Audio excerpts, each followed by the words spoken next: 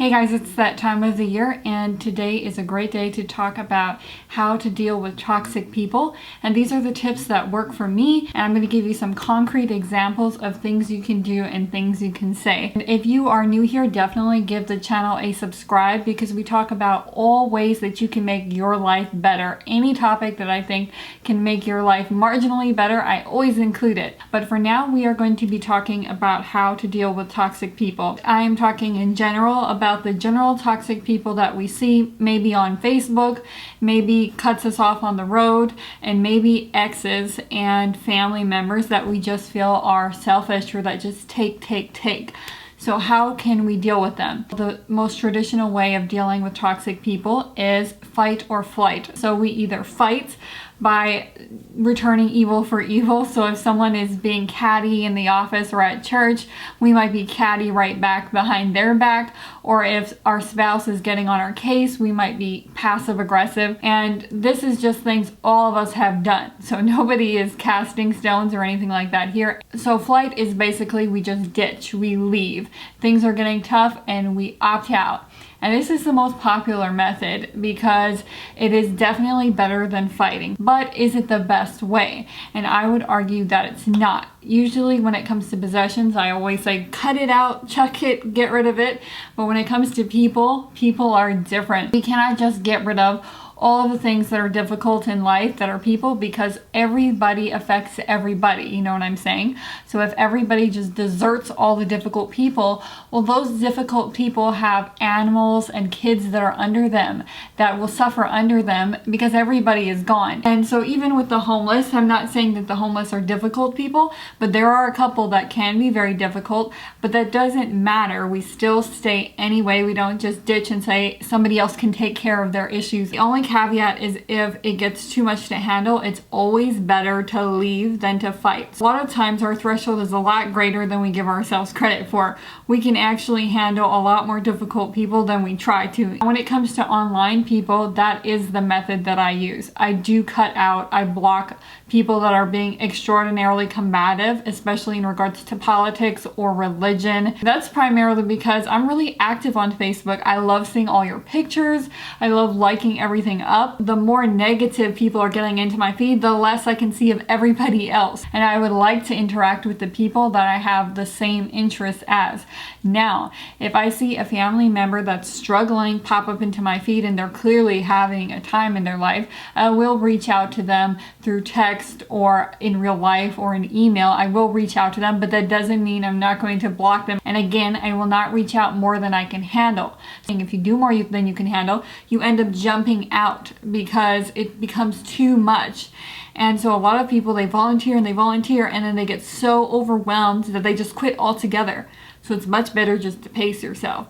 And the same thing when dealing with difficult people, it's a lot better to only do as much as you can handle. Then you will be the best version of yourself and you can actually be constructive and help them.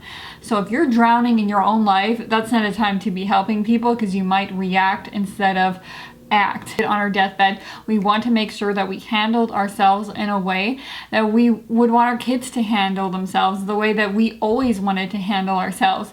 A lot of times anxiety is because we don't live in the way that we really want. So we have our beliefs and our ideals and they don't align with the way that we actually live.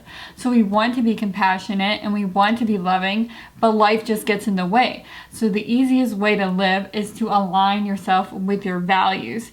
And it's difficult at first, but eventually a lot of it becomes a habit. The only time it ever takes some work eventually is when you're under a lot of stress. So that I consider level 1. When you see people online that are acting really, combative, you kind of just, it becomes a habit to say, I'll give them the benefit of the doubt. They don't know any better that it's causing negativity on a lot of other people, or maybe they don't care. But that's because of things that they believe in, and I'll give them the benefit.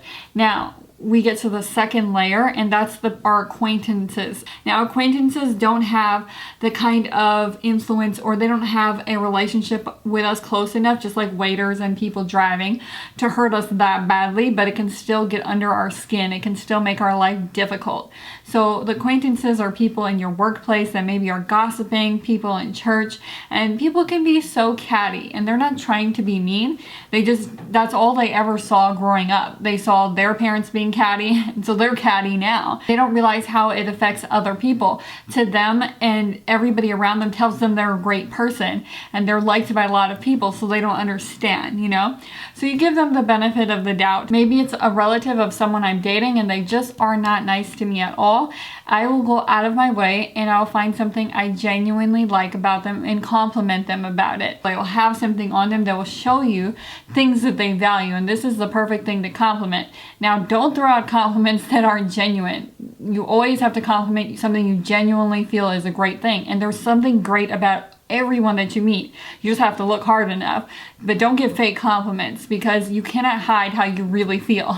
You can't hide how you really feel. It comes out in body language and otherwise. So give them a compliment and try to mend the gap. Even if they never see it, other people will see it. Just keep the record straight. Do the right thing anyway. When it comes to people that are so close, that's the hardest because it's so damaging. Spouses and parents, when they take advantage, it can feel like your whole world's falling apart.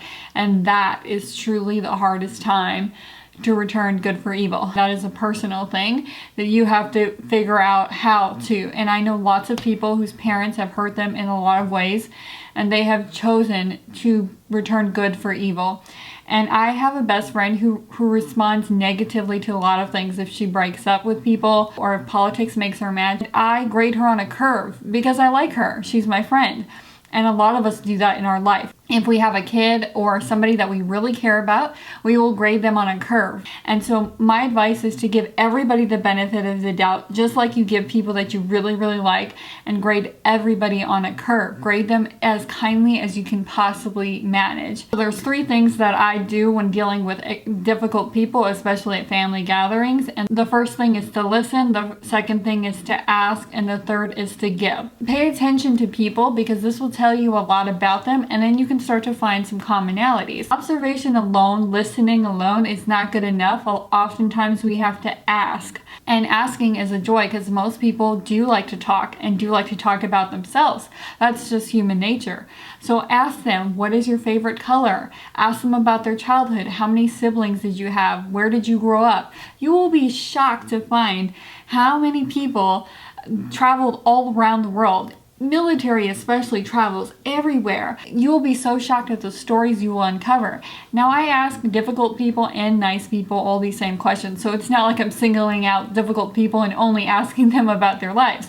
But this is valuable information because 1, it allows them to talk about themselves. It's kind of nice to talk about your favorite things. You're finding out what really matters to them, which is really important for the future. You're seeing commonalities so that you can see them the same as you see yourself, which is very important. You can't help somebody if you always think that you're better than them. It comes off. You're seeing them as a human and you're seeing commonalities. And then the third thing is to give. So give genuine compliments.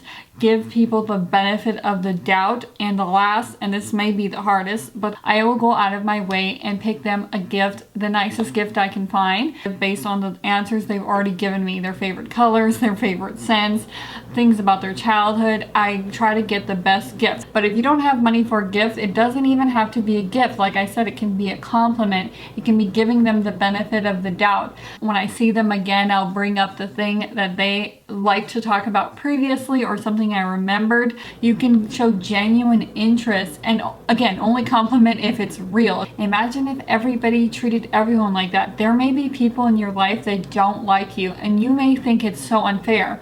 How can they not like me? I've tried efforts, but imagine if they gave something nice or they genuinely talked to you and asked about you and complimented you and built a bridge. You could repair that image right away. Imagine if everybody does that. So somebody you might not like, there may not be a good reason for either.